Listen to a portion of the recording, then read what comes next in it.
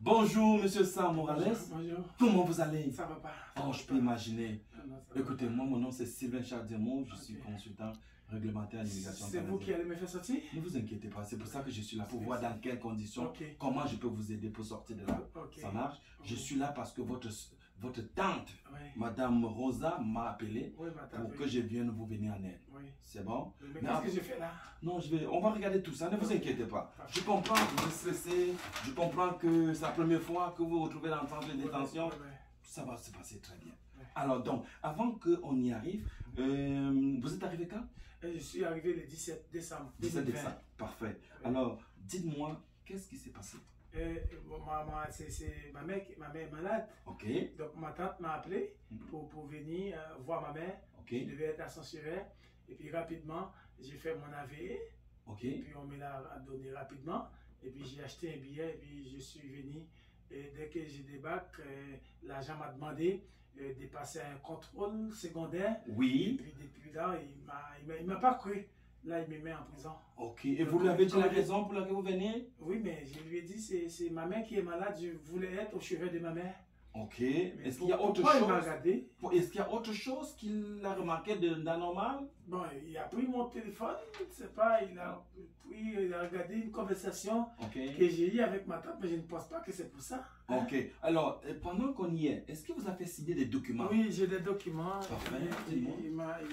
C'est tous ces documents-là qui m'a remis. Ok, parfait. Alors, donc, je vois ici l'historique des conversations.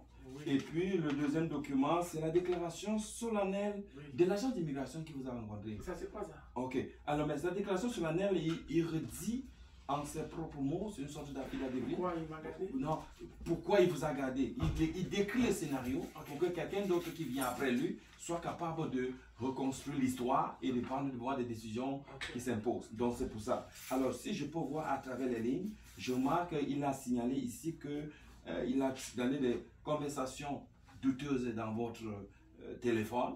Il a également souligné que vous avez déclaré que vous attendiez, votre tante viendrait vous chercher, mais curieusement, quand il a tenté de joindre votre tante, le téléphone ne passait pas. Oui, parce qu'il était à l'hôpital. Ah, je peux comprendre. À l'hôpital, le téléphone est fermé. Ok, je vois, je vois. Et puis également, il a ajouté que votre tante, l'adresse de l'hôpital, vous n'étiez pas capable de se donner même où est l'hôpital. Parce que moi, je pensais que ma tante allait venir me chercher. Quand elle m'a dit que ma mère était malade, pour moi, l'important, c'est d'acheter mon billet et puis venir au Canada rapidement. Je n'ai même pas eu le temps de lui demander l'adresse de l'hôpital parce que je croyais qu'elle devait être en avant. Oh, j'imagine. Vous étiez stressé, j'imagine aussi. Oui, c'est ma mère. C'est ma mère. Est-ce qu'elle va mieux? Non, je ne sais pas. On m'a dit qu'elle était à l'hôpital, donc son état est très grave. Oh, je suis désolé pour votre mère. Je comprends. Moi aussi, quand on m'a annoncé la dernière fois que maman était malade, j'étais très anxieux, j'étais très stressé. Alors, donc, c'est parfait. Donc, regardez, on va regarder. Regardez, maintenant, je vais quand même poser quelques questions pour comprendre votre situation. Et par la suite, je vais vous donner les directives, qu'est-ce qui va suivre, c'est quoi les étapes suivantes. Ça marche? Excellent. Alors, donc, la première chose, donne-moi une seconde.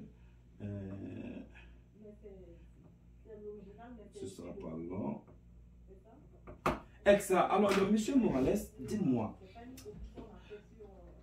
est-ce que c'était votre première fois de venir au Canada? Non, j'ai déjà effectué plusieurs voyages au Canada. Ok. Et quand vous arrivez au Canada, vous atterrissez où? À Toronto. Je viens toujours à Toronto. À Toronto, oui. Et vous veniez faire quoi les autres? Mais j'avais des visas pour travailler temporaire. Ah, saisonnier. J'ai déjà travaillé légalement au Canada, légalement. Ok. Est-ce qu'à chaque fois que vous arriviez, vous retournez dans la date prescrite par la loi? Toujours, monsieur, j'ai respecté la loi. Je n'ai jamais excédé le temps qu'on m'a accordé. Toujours, parfait. Toujours. Excellent. Et dites-moi pourquoi cette fois-ci, vous avez plutôt choisi d'atterrir à Toronto, à Vancouver. Vous comprenez que ma mère, certes, habite à Toronto, mais elle est allée voir ma tante Rosa à Vancouver. Et une fois rendue à Vancouver, elle est tombée malade. C'est pour cette raison que cette fois-ci, j'ai pris l'avion pour Vancouver. C'est ça la raison. Est-ce que vous avez la famille à Toronto? Oui, ma mère habite à Toronto. Ok, et à Vancouver, vous avez qui? C'est ma tante Rosa Morales, c'est ma tante. Je peux comprendre, parfait, non, je comprends, c'est que, et avant de venir au Canada, quand vous veniez au Canada, quelle était en dehors de visiter votre mère, est-ce qu'il y avait une autre intention? Non, il n'y a pas d'intention. Je suis venu 2 fois comme travailleur temporaire. Et là maintenant, le but de ce voyage, monsieur, croyez-moi, Et croyez-moi, c'était juste pour venir voir ma mère. Ok. Monsieur Morales, ne prenez pas mal. Hein. Ouais. Je suis comme un médecin. Okay. Je dois comprendre, savoir exactement la situation pour mieux préparer des arguments pour vous défendre. Parce que si vous me mentez, je vais... Je vous dis la vérité. Excellent. Je vous crois. Hein. Tel que vous me dites, je vous crois. Parfait. Alors donc, écoutez, j'ai compris donc la situation, votre expérience de voyage. Vous êtes de quelle nationalité? Je suis chilien. Chilien. Oui. Parfait, d'accord. Et je reviens quand même encore à votre soeur. Votre soeur de quelle nationalité? C'est quoi son statut? Votre tante? Ma tante, elle est canadienne. Canadienne. Elle est canadienne. Et maman? Maman est canadienne. Parfait, d'accord. Alors, revenons en Chili. En Chili, vous parlez-moi de famille là-bas. Moi, je suis marié. J'ai laissé ma femme au Chili avec j'ai 2 enfants. Un enfant de 8 ans, un enfant de 13 ans. Ok, parfait. Est-ce qu'ils vont bien, les enfants? Oui, ils vont bien. Super, excellent. Et en termes d'occupation, qu'est-ce que vous faites comme métier? Moi, je suis mécanicien, monsieur. Ah, mécanicien, ça c'est bon ça. On vous a dit que c'est un métier très en demande au Canada? Oui. Ça, c'est un très bon métier. Alors, vous travaillez pour quelqu'un? Non, je suis travailleur autonome. Travailleur autonome. Propre compte. Vous avez combien d'employés à peu près? J'ai 2 employés. Ok. Ce métier-là, depuis combien de temps vous faites ça? Depuis 5 ans, monsieur. Je suis mécanicien depuis 5 ans. Super. Alors, donc, je pense que je vais faire un peu le tour. Si je peux comprendre, monsieur Morales, vous êtes arrivé au Canada parce que vous venez rendre visite à votre mère qui est en soins intensifs à Vancouver, dans un hôpital à Vancouver. Oui. Et donc là, votre soeur, votre tante, Madame Rosa, qui avait planifié de venir vous chercher, ne s'est pas présentée. Et donc, ça se met le doute dans la tête de l'agent d'immigration qui a décidé de vous garder en détention. Oui. Et entre-temps, vous avez laissé une famille, maman avec les 2 enfants. Oui.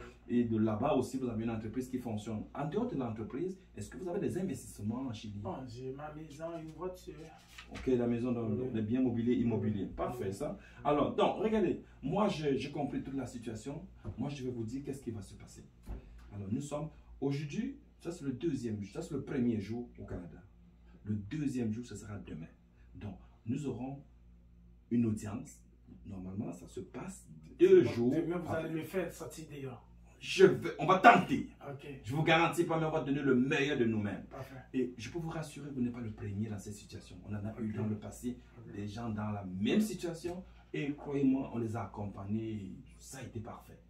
C'est bon? Donc, ne vous inquiétez pas. Donc, on aura cette audience-là. Cette audience-là, c'est une audience qui est publique. Alors, donc, pendant cette audience-là, tu auras un commissaire et on va avoir le représentant du ministre. Celle-là qui a pour mandat de demander à la commissaire de vous garder en détention ou de vous renvoyer dans votre pays. Alors, c'est ça son mandat en tant que conseil du ministre de l'immigration.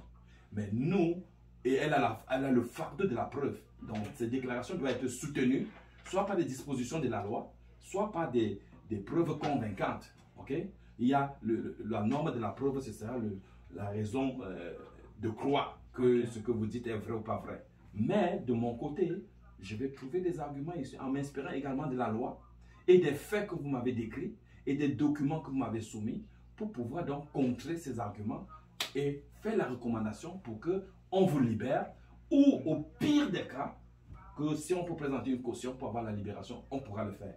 C'est beau? Suite à cet entretien-ci, je vais rencontrer Madame Morales, pour Madame votre tante, pour valider qu'elle est admissible en tant que cautionnaire. Si tel est le cas, je peux vous dire, à 99%, on va se battre pour pouvoir aller sortir de là. Merci beaucoup. Est-ce que vous avez des questions? Est-ce que j'ai bien répondu à toutes vos demandes? Oui. Alors, ça c'est la fiche de représentation que vous allez signer. Ça me fait plaisir, qui vous m'autorise à agir en votre nom. Parfait. Alors, côté honoraire, j'en ai déjà signé. Je vais rencontrer votre soeur, votre tante, avec elle on va établir une entente de contrat de service professionnel. Et de ce côté, ne devez pas vous inquiéter parce qu'elle m'a dit qu'elle s'en occupe. Merci beaucoup. Ça marche? Je compte sur vous, monsieur. Non, merci beaucoup. Ça m'a fait plaisir. Merci beaucoup. Merci beaucoup.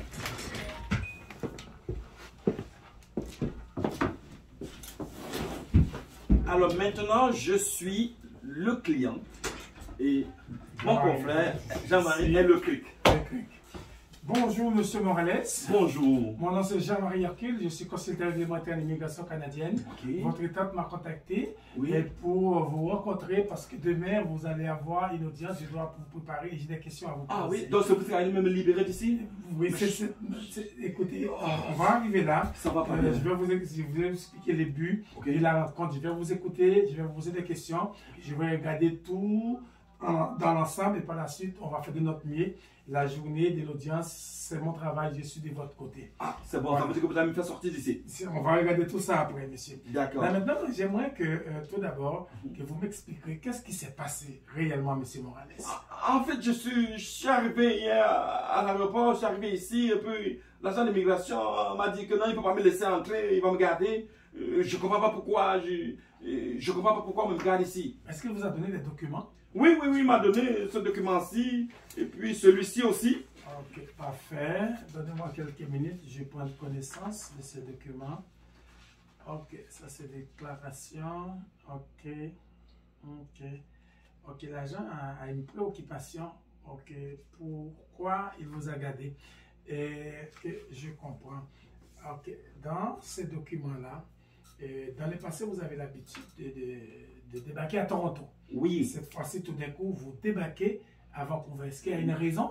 Mais oui, parce que ma mère, elle est malade, elle est souffrante, elle est mourante. Votre mère est malade. Oui, on m'a dit qu'on l'a transférée à l'hôpital de Vancouver. C'est pour ça que je viens pour la rendre visite, parce que je ne veux pas qu'elle meure sans que je la voie.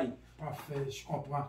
Mais il est question aussi d'un texte que vous avez partagé avec votre tante. Votre tante vous a demandé pourquoi vous n'êtes pas venu définitivement au Canada. Non, mais elle a juste dit, écoute, je pourrais venir, que c'est une option qu'elle me donnait, pourquoi pas, voilà, envisager. C'est pas interdit de venir au Canada. Elle m'a dit ça et j'ai dit je verrai. Donc, le plus important, c'était ma mère. Est-ce que c'est votre premier voyage au Canada? Non, c'est pas le premier voyage. Ça fait 2 fois que je suis venu. Vous êtes déjà venu au Canada? Oui. À quel statut, monsieur? Je suis venu avec le statut de travailleur temporaire, c'est ça. C'était des travaux saisonniers de 6 mois. J'ai toujours respecté les conditions. Vous n'avez jamais excédé le temps permis au Canada? Jamais. Vous n'avez jamais travaillé sans permis au Canada? Non, jamais. Vous respectez toujours les règles de la loi au Canada? Toujours, j'ai toujours. Est-ce que vous avez de la famille au Canada? Oui, j'ai ma mère qui est malade, mais qui habite à Toronto. Et puis j'ai. Elle est où, votre mère? Elle est à Vancouver. À Vancouver. C'est ça. Et j'ai ma tante qui est à Vancouver. Ok, c'est quoi le statut de votre mère et de votre tante? Ma mère, elle est citoyenne canadienne et ma tante aussi, elle est citoyenne canadienne aussi. Par rapport au Chili, est-ce que vous avez de la famille au Chili? Oui, j'ai ma mère et mes 2 enfants qui sont là-bas. Ok. Votre femme et vos 2 enfants sont là-bas. C'est ça. Ok, je comprends. Ok, là maintenant, je vois la situation. Je vais vous expliquer qu'est-ce qui va se passer. Donc aujourd'hui, c'est votre première journée de détention. La loi exige que les services frontaliers, la section de l'immigration doit vous entendre demain. Donc ça va faire 48 heures. Demain, vous allez passer devant un tribunal administratif qu'on appelle la CISR, devant la section de l'immigration. Donc le conseil des ministres qui a ces allégations contre vous, qui pense que vous n'allez pas respecter les conditions s'il vous laisse rentrer, il va être là, il va expliquer pourquoi il vous a gardé. Moi, je viens de vous poser des questions, je vais vous poser ces mêmes questions demain. Vous allez répondre. Et à tout moment, le commissaire peut intervenir. Soit après le conseil du ministre, soit moi, après ça va vous poser des questions. Et c'est lui qui va rendre la décision. Et là, on va me libérer, c'est ça? Écoutez, on va regarder ça. Si, pour une raison que j'ignore, s'il n'est pas satisfait que vous ne retourniez pas, admettant que si on vous libère, on peut se revoir dans 7 jours. On n'est pas encore dit là.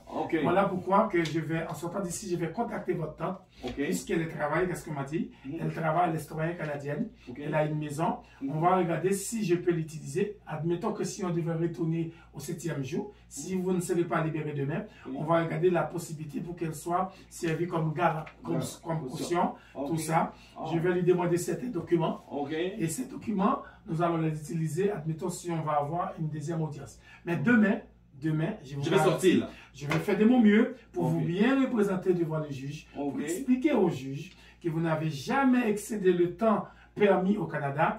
Ce n'est pas votre premier voyage. Vous avez déjà venu au Canada. Vous avez travaillé pendant 2 fois au Canada légalement. Avant de venir au Canada, vous avez pris le temps de demander un AVE. Voilà pourquoi vous êtes arrivé légalement. certes, vous avez l'habitude de débarquer à Toronto parce que votre mère était là, mais puisqu'elle est à l'hôpital, maintenant, à Vancouver, vous n'avez pas le choix de débarquer à Vancouver. Certes, la jeune service hospitalier a essayé d'appeler votre tante, elle était à l'hôpital, elle ne pouvait pas répondre. On va expliquer tout ça. Sincèrement, vous avez beaucoup de chances de se libérer demain. Est-ce que je n'ai pas le droit d'atterrir n'importe où au Canada? N'importe où. Vous avez le droit. Mais demain, c'est le commissaire qui va décider. Avant de vous laisser, M. Morales, vous allez signer pour moi le recours au représentant. C'est ce document qui me donne droit de vous représenter devant l'immigration et devant. Je vais envoyer ça à l'agence service frontalier pour qu'il puisse me communiquer les documents. Et puis ne vous en faites pas, je suis très conscient de qu'est-ce que vous subissez présentement. Votre mère est malade, je suis très sympathisé avec vous, mais ne vous en faites pas, nous allons faire de notre mieux pour vous aider. Ça me rassure un peu. Je suis très inquiet, ça ne va pas ici. Ne vous en faites pas. Merci monsieur, merci beaucoup. Ok. Bye. Well, friends,